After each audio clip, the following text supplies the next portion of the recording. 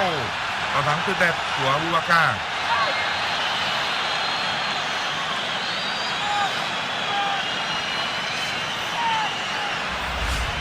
Và các cổ động viên Real Madrid đang ăn mừng. Đội bóng của họ vừa ghi bàn ngay trước giờ giải lao. Vâng, thật là tuyệt vời. Nhưng họ còn muốn hiệp một kéo dài nhiều hơn, vì cao thủ mới chỉ chơi tốt lên đấy thôi. Tốt lắm. Tôi không chắc là anh ta có ý định như thế không, nhưng ai quan tâm nhỉ. Anh ta đã đưa bóng lên nóc lưới.